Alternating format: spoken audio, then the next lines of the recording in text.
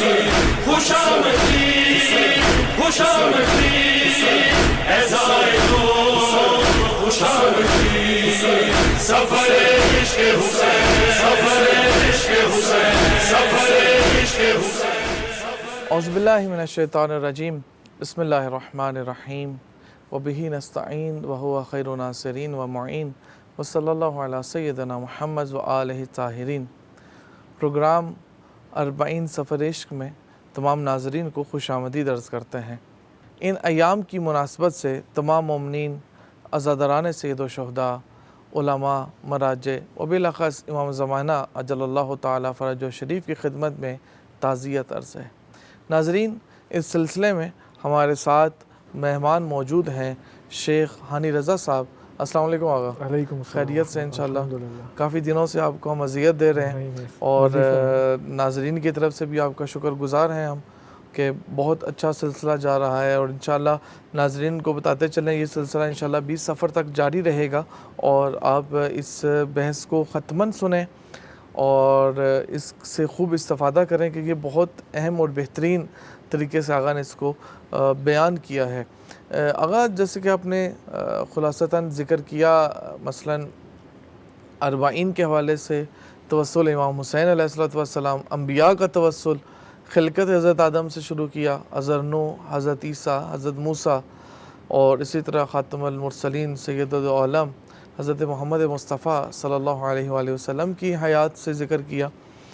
ایک بحث جو آپ نے ذکر کی تھی وہ ٹرننگ پوائنٹس کے حوالے سے تھی۔ ٹرننگ پوائنٹس میں آپ نے ذکر کی کہ تاریخ، چاہے وہ سیکولر تاریخ ہو، چاہے الہی تاریخ ہو، چاہے قوموں کی تاریخ ہو، چاہے ملتوں کی تاریخ ہو، اس کے اندر کوئی نہ کوئی ٹرننگ پوائنٹس آتے ہیں جو ان کو ارتقاء کی طرف لے کے جاتے ہیں یا تنزل کی طرف لے کے جاتے ہیں، اور جب تک ان پوائنٹس کا ہمیں شعور نہ ہو، ان کی شناخت نہ ہو، تو ہم کبھی بھی تاریخ کی تحلیل درست انداز سے نہیں کر سکتے، اور اس میں موجود عبرتیں اور اس میں موجود جو سبق ہیں، وہ اسوے ہیں، ان تک رسائی حاصل نہیں کر سکتے۔ یہی حال کچھ اسلامی تاریخ کا ہے، یہی حال الہی تاریخ کا ہے کہ، اور اس کے اندر ایک آپ نے کہا ٹرننگ پوائنٹس ہیں، اور ایک نکتہ جو پچھلے پروگرام میں ذکر ہوا وہ غدیر ہے۔ تو ابھی یہ بتائیے کہ غدیر کو ہم ایک ٹرننگ پوائنٹ کہہ سکتے ہیں؟ اگر نہیں تو ہماری بحث نہیں ہے، اگر ہاں تو کس حوالے سے یہ ٹرننگ پوائنٹ ہے، اور اس کے کیا اثرات خصوصاً تاریخ اسلام، تاریخ ختم نبوت اور تاریخ امت ختم نبوت کے اوپر کیا اثرات اس کے نظر آئے؟ انشاءاللہ۔ بسم اللہ الرحمن الرحیم۔ اللہم کل ولیک الحجۃ ابن الحسن صلواتک علیہ وعلی آبائہ فی هذه الساعة وفی کل ساعة ولیا وحافظا وقائدا وناصرا ودلیلا وعینا حتی تسکنہ ارضک طوعا وتمتعہ فیہا طویلا اللہم صل علی محمد وآل محمد وعجل فرجہم۔ ہم اپنا سلام اور درود حضرت زینب اولیاء کی خدمت میں پیش کرتے ہیں کہ یہ ایام ان سے متعلق ہیں، اور ہم آہستہ آہستہ اس اصلی دن، اس یوم اللہ کی طرف نزدیک ہو رہے ہیں کہ جو 40 کا دن ہے۔ اسی طرح تمام اولیاء، علماء، انبیاء کی خدمت میں اپنا سلام پیش کرتے ہیں، اور بالخصوص امام زمانہ کی خدمت میں۔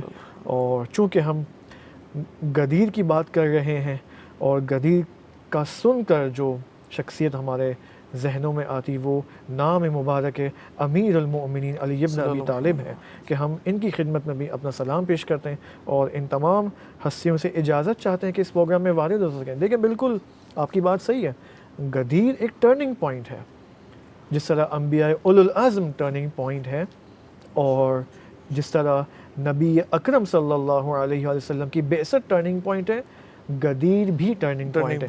ٹرننگ پوائنٹ کا فلسفہ کیا ہے؟ کیوں ہم کہتے ہیں کہ یہ حادثہ ٹرننگ پوائنٹ ہے؟ کیا کرائٹیریا ہے؟ کرائٹیریا یہ ہے کہ آپ تاریخ کو اس حادثے سے پہلے اور اس حادثے کے بعد تقسیم کر سکتے ہیں۔ درست۔ مثلا جب ہم غدیر کی بات کرتے ہیں تو انسانیت قبل از غدیر اور بعد از، انسانیت بعد از غدیر۔ درست۔ لہٰذا غدیر میں جو ہوا وہ یہ کہ نظام الہی کی ایک قسم جو کہ نظام نبوت ہے، درست، دوسری قسم جو کہ نظام وصایت ہے یا ولایت ہے. یا نظام ولایت ہے، نظام ولایت اور وصایت کا اعلان غدیر میں ہوتا ہے. درست. اور نظام ولایت وہی تسلسل ہے نظام نبوت کا. غدیر میں جو اعلان ہوا امیر المؤمنین علی علیہ السلام کی ولایت کا، وہ انبیاء کے اہداف کا ہی تسلسل تھا. درست. یعنی امیر المؤمنین علی علیہ السلام کہ جن کے وجود مبارک کے اندر نبی اکرم صلی اللہ علیہ وآلہ وسلم نے تمام علوم انبیاء، درست. تمام وراثت انبیاء یعنی مواریث انبیاء اور تمام سنت یہ انبیاء جو ان کے وجود میں موجود ہیں، امیر المؤمنین کے وجود میں منتقل کرتے ہیں تاکہ ہدایت کا سلسلہ جاری رہے. کیونکہ دیکھیں یہ جو ہدایت کا سلسلہ ہے نا، یہ معصومانہ سلسلہ ہے. درست. اور چونکہ ہدایت معصومانہ ہے تو ایک معصوم کو ہونا ضروری ہے درست. اس امر کو، اس حقیقت کو انجام دینے کے لیے. ٹھیک ہے، یہ ایک بات. اب دیکھیں انبیاء کا مقصد کیا تھا؟ انبیاء کا ایک مقصد یہ تھا، وہ ہدایت کے اندر کہ انسانوں کو اور معاشروں کو من دانی اور من حیوانی سے من عالی تک کا سفر، شقاوت سے سعادت تک کا سفر طے کروائیں. غدیر کے اندر اب اس ہدف کو کنٹینیو ہونا ہے امام علی علیہ السلام کی امامت و رہبری میں. درست. دو انبیاء علیہ السلام اس ہدف کو کس روش اور سٹائل سے محقق کرتے ہیں؟ کاروانی حرکت کے ذریعے. یعنی انبیاء علیہ السلام اپنے معاشروں کو ایک کاروان کی صورت دیتے ہیں، اجتماعی شکل میں کہ جس کاروان کا لیڈر ایک نبی ہوتا ہے. درست. اور یہ ایک پورا کاروان تشکیل پاتا ہے اور جاتا ہے اس قرب الہی کے گامزن ہوتا ہے، اس کے محضر میں، اللہ کے محضر میں یہ سفر، توحیدی سفر انجام پاتا ہے. یعنی یہ سارا وہی جو تمدن کی بات ہو، یعنی کہ اجتماعی سفر ہے اور پورا جامع کو، ایک پورے معاشرے کو لے کے نبی. دین کا سفر کبھی بھی تنہا نہیں ہے. ذہن میں دین کا سفر کبھی بھی اکیلا نہیں ہو سکتا، تنہائی میں نہیں ہے، سولیٹیوشن میں نہیں، سولیٹیوڈ میں نہیں ہے، بلکہ یعنی غاروں میں نہیں ہے. درست. جس کو نبی اکرم کنڈیم کرتے ہیں، قرآن کنڈیم کرتا ہے رہبانیت کے عنوان سے. درست. ٹھیک ہے. بلکہ نبی اکرم صلی اللہ علیہ وسلم فرماتے ہیں کہ میری امت کی جو رہبانیت ہے 4 قسمیں ہیں، ان میں سے ایک فرماتے ہیں جہاد ہے. جہاد رہبانیت کے اندر ہے. اللہ. ٹھیک ہے، یعنی جہاد کرنا اس قرب الہی کے لیے، یہ نبی اکرم کے دین کی رہبانیت کا حصہ ہے. اور جو معنویت اینڈ اسپرچوالٹی دین اسلام اور دین ختمی جس کو پروموٹ کرتا ہے، وہ ایسی معنویت ہے جو انسانوں کو سوسائٹی سے کنیکٹ کرتی ہے، نہ کہ ڈسکنیکٹ کرتی ہے. ٹھیک ہے. اب یہ دوسرا یہ وہ سٹائل تھا، یعنی حرکت کاروانی کے. انشاءاللہ ہم بات کریں گے مزید 40 کے حوالے سے. اب سوال، یہ ہدف کیسے محقق ہوگا؟ یعنی یہ جو ہدایت کا سلسلہ، یعنی ایسی کوئی میتھڈولوجی ہونا چاہیے، ایسا کوئی سسٹم ہونا چاہیے کہ اگر انسانی معاشرے اس سسٹم میں آ جائیں تو آٹومیٹک پروڈکشن آف عالی ترین انسان ہونے شروع ہو جائے. درست. وہ سسٹم کا کیا نام ہے؟ نظام ولایت. یہ نظام ولایت اس حکومتی سسٹم میں آتا ہے. درست. اس حکومتی سسٹم کے اندر جو امام ہوتا ہے وہ حاکم ہوتا ہے. درست. اور جو اس کے مأموم ہوتے ہیں وہ رعیت کہلائے جاتے ہیں اور امام کے فالوورز کہلائے جاتے ہیں. درست. جو اس حکومت کے قوانین کو فالو کرتے ہیں اور بالآخر وہ قرب الہی کا سفر طے ہوتا ہے. یعنی حکومت وہ کارخانہ ہے، وہ فیکٹری ہے کہ جس کے اندر عالی ترین با کمال ترین انسان تھاؤزنڈز کے اندر، ہزاروں کے اندر آٹومیٹکلی پروڈیوس ہوتے ہیں. لیکن اگر فرض کریں ایک شیطانی حکومت ہو جیسے فرعون کا تمدن، درست. اس کے اندر اگر کوئی قرب الہی کا سفر طے کرنا چاہے اس کو بہت زحمات انجام دینی ہوگی. وہ آسانی سے نہیں طے کر پائے گا کیونکہ ہر جگہ گناہ ہی گناہ ہے، گناہ کا پولیوشن ہے. تو گناہ کے پولیوشن میں رہتے ہوئے کوئی کیسے آسانی سے اللہ اور اس کے قرب کا سفر طے کر سکتا ہے؟ آسان نہیں ہے. درست. اس وجہ سے یہاں پر نبی کی ضرورت ہے، امام کی ضرورت ہے، تاکہ وہ آئے حکومت کو سنبھالے اور لوگوں کے لیے وہ ماحول، وہ ایٹماسفیئر فراہم کر سکے تاکہ سب آسانی سے کمال کا راستہ طے کر سکیں.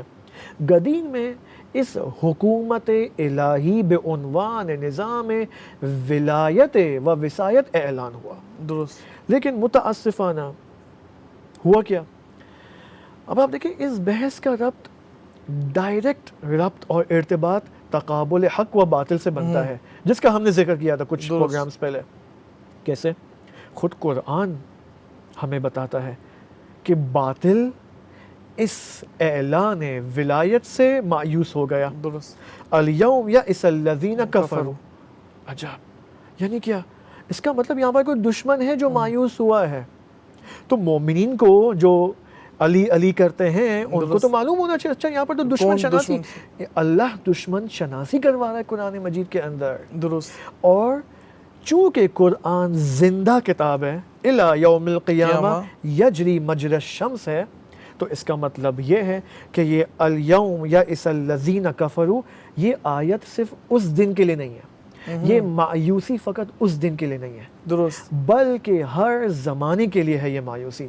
جب بھی لوگوں کو دین خدا کا محافظ نظر نہیں آئے یا محافظ نظر آیا تو مایوسی ہوئی ہے نا. بالکل ایسا ہی ہے. یعنی جہاں پر اب آپ دیکھیں اللہ نے یہ خوبصورت سلسلہ کیسے بنایا ہے. درست. دیکھیں اللہ، نبی، امام، علماء اور مجتہدین. اللہ اکبر.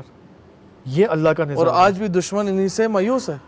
لہٰذا میں نے آپ کو شاید پچھلے یا ایک دو پروگرامز پہلے ہم نے جب آیت اللہ سیستانی حفظہ اللہ کی بات کی تھی تو یہ اسٹیٹسٹکس میں نے آپ کو دی تھی کہ آخری 200 سالوں کے اندر 350 مجتہدین شہید ہوئے ہیں. 350 بہت بڑی تعداد ہے. یہ کیوں شہید ہوئے؟ ایسے تکے میں شہید ہو گئے؟ نہیں، حاکم انہوں نے کیونکہ آپ دیکھیں 200 سالوں کے اندر کون دشمن حاکم رہا ہے؟ ایسے ہی برٹش استعمار. ایسے ہی ہمارے علماء اور مجتہدین کرام نے اس کولونیلسٹ دشمن، اس برٹش استعمار کے خلاف قیام کیا ہے. درست. اس قیام کے اندر انہوں نے جہاد کا اعلان کیا، مومنین کو اکٹھا، بہت یہاں پہ قصے موجود ہیں. لیکن ایک جو واقعاً افسوس کی بات ہے کہ دشمن کو ان شخصیات کی تشخیص بھی ہے، معرفت بھی ہے، آگاہی بھی ہے، اور اس لیے شہید کیا. ان کو معلوم ہے یہ 350 مجتہدین کون ہے؟ امام زمانہ کے نائبین عام ہیں. کیا کیا ان لوگوں نے؟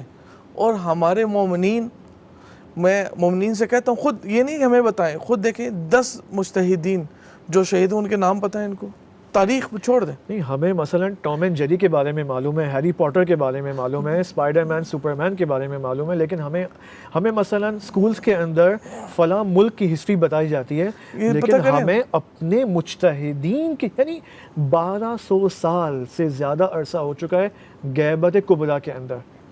کتنے ہمارے علماء نے مختلف موڑ پر شہادتیں دی ہیں، اگر 200 سال میں 300، یہ تو میں صرف 200 سال آخری 200 سال کی بات بتا رہا ہوں. مجتہد کس طرح بنتا ہے، کس طرح اس مقام پہ پہنچتا ہے، صرف یہی ہمارے ناظرین کو پتہ چل جائے تو پھر اہمیت پتہ ہوگی 350 کیا ہے، 350 کون ہے. ابھی تو میں تو واقعاً اب تو یہ اللہ کی نعمت ہے، artificial intelligence and chat G P T. صرف چیٹ جی پی ٹی کو پوچھیں، اس کو پرومپٹ دیں کہ بھئی آخر 200 سالوں میں کتنے مجتہدین تشیع میں سے شہید ہوئے.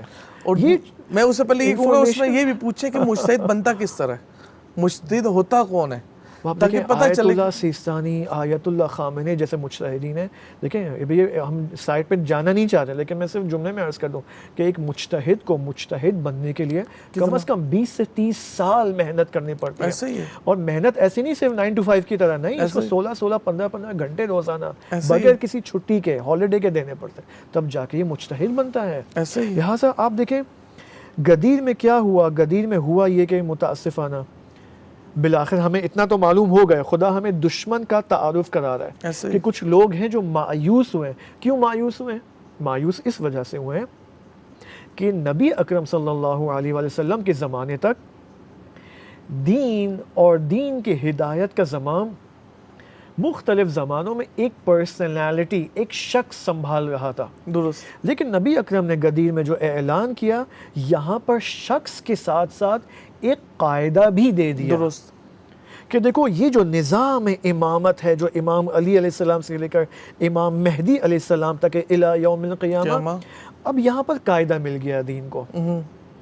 یعنی اب ایسا نہیں، اب یہاں پر اس اعتبار سے دیکھیں ختم نبوت تو ہوئی ہے، ختم ہدایت نہیں ہوئی ہے. ایسا ہی ہے.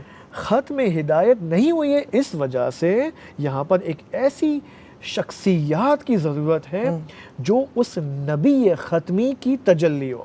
اللہ نبی نہیں ہے، تجلی ہے اس کی۔ یعنی وہ صفات جو نبی میں تھی، جو اعمال نبی میں تھے، جو تقوی نبی کا ہے، جو علم نبی کا ہے، وہ ہر سب امیر المؤمنین علیہ علیہ السلام اور تمام امام مہدی علیہ السلام تک موجود ہیں۔ اور اگر نہ ہو تو نقص پیدا ہوگا، نہ فقط نبی ختمی بلکہ تمام علوم انبیاء، اور تمام معجزات انبیاء ان میں موجود ہے۔ آپ دیکھیں روایت میں امام مہدی علیہ السلام کے پاس اس وقت عصائے موسیٰ موجود ہے، اور وہ جب ظہور فرمائیں گے تو اس عصا کو ایز اٹ از استعمال کریں گے جس جیسے طرح حضرت موسیٰ نے حضرت موسیٰ علیہ السلام۔ لہٰذا یہاں پر ہوا یہ کہ نبی اکرم کی رحلت کے بعد بعض لوگ آئے ثقیفہ میں، وہ ماجرا آپ سب کو معلوم ہے، وہ پیش آیا، اور جس کے نتیجے میں امام علی علیہ السلام کو اس حق کے حکومت سے بالآخر نظر انداز کر دیا گیا، وہ لے لیا گیا۔ لہٰذا آپ دیکھیں حضرت زہرا سلام اللہ علیہا، ہوتا تو یہ ہے نا کہ جب ایک شخصیت، ایک رشتہ دار کا انتقال ہوتا ہے گھر میں، تو اس کے گھر والے کتنا گریہ کرتے ہیں، 6 دن 7 دن، 7ویں دن بعد وہ گریہ کی جو شدت ہوتی ہے کمی آ جاتی ہے اس کے اندر۔ لیکن حضرت زہرا سلام اللہ علیہا نبی اکرم صلی اللہ علیہ وآلہ وسلم کی رحلت کے 7ویں دن بعد ان کے گریے میں شدت آتی ہے، ایسا ہی ہے۔ اور جب شدت آتی ہے کوئی ان سے پوچھتا ہے کہ اے بی بی جان، یہ آپ کیوں اس قدر شدت سے گریہ کر رہی ہیں؟ تو وہ فرماتی ہیں فقد النبی و ظلم الوسیع، نبی کا فقدان اور وسیع نبی پر ظلم۔ فقد النبی کا کیا مطلب ہے یہاں پر؟ یعنی اب آسمان، یعنی وحی کا سلسلہ ٹوٹ گیا، اللہ اکبر، آسمان اور زمین آپس میں اب ڈسکنیکٹ ہو گئے، اب وحی نہیں آئے گی یہاں پر۔ ختم ہو گیا۔ یہ فقدان حضرت زہرا کو گریہ دے رہا ہے۔ ظلم الوسیع، کس پر ظلم؟ اس وسیع وسیع پر جو ہدایت، جس کا کہ ہدایت کا زمام اس وسیع کے ساتھ تھا، یعنی اب اس کی ذمہ داری تھی کہ اس نبی کے اور تمام انبیاء کی زحمات کو آگے تک منزل مقصود تک پہنچا، اس وسیع کے اوپر ظلم ہوا ہے۔ میں ایک چھوٹا سا سوال کروں گا، اور میں آپ سے گزارش کروں کہ اس کو تھوڑا سا بیان کر کے پھر ہم آگے تیزی سے گزر جائیں، کہ ضروری ہے۔ ایک شبہ جو اس موضوع پہ ڈالا جاتا ہے وہ یہ ہے کہ امیر المومنین اور جو ثقیفہ میں مسئلہ پیش آیا، یہ فقط ایک سیاسی موضوع تھا، اور اس کا صرف جیسے ایک پارٹی کو موقع ملتا ہے سیٹ کا اور دوسری پیچھے چلی جاتی ہے اور اگلی دفعہ اس کو موقع مل جاتا ہے، تو آیا یہ فقط یہ سیاسی اثر تھا یا نہیں، یہ ہدایت کلی، یعنی وہ منظومے کے اوپر اس کی تاثیر تھی؟ دیکھیں جنہوں نے بالآخر یہ مسائل ایجاد کیے نبی اکرم کی رحلت کے بعد، ان کی نگاہ امام علی علیہ السلام کے حوالے سے وہ نگاہ نہیں تھی جو نبی اکرم منتقل کرنا چاہتے تھے۔ درست۔ نبی اکرم یہ چاہتے تھے کہ آسمان کا تعلق زمین سے اور زمین کا تعلق آسمان سے کٹ آف نہ ہو، درست، اس وجہ سے نظام وصایت کا اعلان ہوا۔ درست۔ لیکن البتہ امام علی علیہ السلام کے اوپر کوئی وحی نازل نہیں ہوگی تاکہ نئی شریعت آئے، درست، ایسی کوئی بات اسی نہیں کا ہے۔ ادام ہے۔ لیکن امام علی علیہ السلام ایک آسمانی انسان ہے، درست، ایک آسمانی انسان کا خلیفہ ہونا ضروری ہے۔ امام علی علیہ السلام وہی شخصیت ہیں کہ نبی اکرم نے تمام اسما ان کے اندر منتقل کیا ہے۔ درست۔ جس طرح میں نے آپ کی خدمت میں پیش کیا تھا کہ تمام اسما بطور اکمل و اتم نبی اکرم کے وجود میں موجود ہیں، یہی تمام اسما امام علی علیہ یعنی السلام میرا بھی کے وجود سوال میں یہی تھا کہ یعنی اتنا سیاسی سادہ مسئلہ نہیں ہے فقط یہ۔ نہیں ہے، نہیں، اسی وجہ سے آپ دیکھیں حضرت زہرا کیوں گریہ کر رہی ہیں، اس وجہ سے گریہ کر رہی ہیں کہ حکومت الہی کے 10 سال نبی اکرم نے الہی حکومت، اللہ کی حکومت کو وہ زمین پر لے کے آئے تھے، درست۔ توحید کو آسمان سے اور عرش سے فرش پر لے کے آئے تھے، اب یہ الہی حکومت تبدیل ہو گئی بشری حکومت میں، درست، اللہ، نور تبدیل ہو گیا ظلمت میں، اس وجہ سے حضرت زہرا گریہ کر رہی ہیں۔ میں نے کہا تھا آپ کی نہ خدمت فقط میں یہ سادہ مسئلہ۔ یہ فقط ایک پولیٹیکل مسئلہ نہیں ہے، اس کا اثر انسان کی معنویت پر، اس کے سیر و سلوک پر، اس کے تمدن توحیدی کے سفر پر پڑتا ہے۔ درست۔ لہٰذا آپ دیکھیں جو دشمن نے جو کام انجام دیا رحلت نبی اکرم کے بعد، وہ تھا کہ امام کو اس دین کے منظومے سے ختم کر دیا جائے۔ ظاہر سی بات ہے اگر امام کو ہٹا دیا جائے سائڈ پہ، کچھ بھی نہیں بچے گا، باقی کیا بچتا ہے؟ ولایت رسول اکرم کے غدیر کے دن اعلان کرنے کے بعد اب دین کی ریڈ لائن ہے۔ درست۔ ریڈ لائن سے کیا مراد ہے؟ ستون ہے، بنیاد ہے۔ یعنی اگر میں نماز پڑھ رہا ہوں لیکن امام کا قرب، دیکھیں یہ بہت میں سینسیٹیو جملہ یہاں پر بیان کر رہا ہوں، ممکن ہے کوئی اعتراض کرے، نماز اور دیگر اعمال کے ذریعے میں امام کے قریب نہیں ہو رہا ہوں تو میں خدا کے بھی قریب نہیں ہو سکتا۔ بے شک نمازیں پڑھتے ہیں۔ خدا تک پہنچنے کے لیے جامع کبیرہ میں آیا ہے من اراد اللہ بدأ بکم، یعنی جو اللہ کا ارادہ کرنا چاہتا ہے وہ آپ سے شروع کرے۔ اللہ اکبر۔ یہ زیادت جامعہ میں امام کی اہمیت بتائی جا رہی ہے، لہٰذا آپ دیکھیں غدیر میں یہ کام ہوا اور بالآخر جو حکومت الہی تھی وہ تبدیل ہو گئی حکومت بشری کے اندر، اور وہ سارے مصائب اور عاشورہ وغیرہ سب کچھ اب یہاں پر ہمیں دیکھنا ہے کہ امام حسین علیہ السلام کا عاشورہ میں کیا کردار ہے، اور عاشورہ بے عنوان اہم ترین نقطہ عطف اور ٹرننگ پوائنٹ ہسٹری میں بیان کیا جاتا ہے کہ انشاءاللہ وہ ہم پیش کریں گے، پھر ہمیں پتہ چل گیا 40 میں ہمیں کیا کرنا ہے۔ بہت شکریہ آپ کا، بہت خوبصورت اور آسان انداز سے آپ نے غدیر اور اس موضوع کو بھی بیان کیا۔ جی ناظرین، اسی کے ساتھ ہمارے پروگرام کا وقت ختم ہوتا ہے، بس غدیر اور اس موقع کو سمجھنے کی کوشش کریں۔ اگر ہم نے آج بھی غدیر نہ سمجھی تو خدا نہ خواستہ 61 ہجری کی طرح دوبارہ کربلا تکرار نہ ہو۔ جب بھی معاشرے میں ولی خدا مظلوم ہوتا ہے اس کی وجہ غدیر کو پس پردہ ڈالنا ہے۔ انشاءاللہ میں اپنی دعاؤں میں یاد رکھیں۔ اگلے پروگرام تک کے لیے اجازت دیجیے، خدا حافظ۔